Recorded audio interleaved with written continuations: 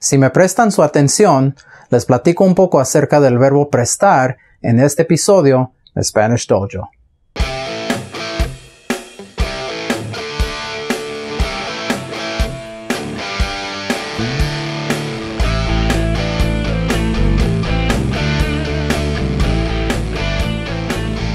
Hey guys, welcome to the latest episode of Spanish Dojo, where we're working to hone your Spanish speaking skills and make you sound like a native speaker. Today we're going to be talking about the topic of lending and borrowing. Now in English we use two different verbs for this, to lend or sometimes to loan, and to borrow. And when we say lend, that means that whoever the subject is owns the property and is allowing someone else to use it. If we use the verb to borrow, then the subject is actually the recipient of the property and can make use of it, but it belongs to someone else. So here's an example. If I say, I loaned my brother a pencil, then I own the pencil and I'm allowing my brother to use it. If I say, I borrowed a pencil from my brother, now my brother owns the property, in this case a pencil, and he's allowing me to use it. Notice how I left the subject the same. It's still from my point of view.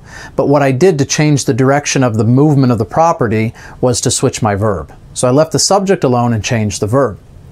In Spanish, this works a little bit differently. Really, you would only ever use the verb prestar. Now, it's not that prestar means both lending and borrowing. That's not the case. It really just means to lend or to loan. But in Spanish, the way you express this concept of borrowing, because there's not really a verb for to borrow. Instead, what you do is you leave the same verb in place, prestar, and you just switch your subject. So in the first example, I loaned my brother a pencil. In Spanish, I would say, le presté un lápiz a mi hermano, which is a pretty literal translation. If I wanted to flip that around and say, I borrowed a pencil from my brother, what I do in Spanish is I say, mi hermano me prestó un lápiz. So this literally means my brother lent me a pencil. So notice how in English, I keep the subject the same and I switch the verb out in order to change the direction of the property. But in Spanish, I keep the verb the same and I switch the subject out. So either way, from the Spanish viewpoint, you're always looking from the perspective of the person doing the lending. And that's where the difference comes in. Because I think a lot of times what English speakers try to do is force this concept of borrowing, trying to force this perspective onto Spanish when that's not really that natural from a Spanish-speaking perspective. Now, of course, there are ways you could try to make it so that you're saying to borrow. The most feasible route I can think of is to say something like tomar prestado, which would literally be like to take on loan. But honestly, in most contexts, this is going to sound pretty contrived and odd and just awkward. Instead of trying to do that, just stick with using the verb prestar and speak from the perspective of the person who's doing the lending.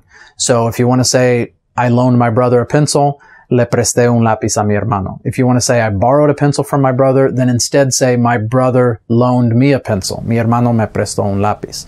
This is why oftentimes you'll hear people in Spanish, instead of saying, may I borrow such and such? Let's use the pencil example. May I borrow a pencil? They won't really say that literally. Instead, you'll hear something like, me prestas un lápiz? Literally, will you loan me a pencil? So notice how the verb doesn't really mean to borrow. What they're doing is they're speaking more from your perspective. Would you do this for me? Would you loan this to me? Rather than, may I borrow? They say, would you lend? Okay, and that's going to be a much more natural way of expressing it. Okay, and that's the episode for today. Short and sweet. Again, if this was helpful to you, click that like button for a lot more content like this. Subscribe to the channel to receive more. And if you're watching this after 2019, then there should be a link in the description to my book, which presents a lot more content like this and much more. So that's it. Thank you for watching. I'll see you on the next episode. Thanks.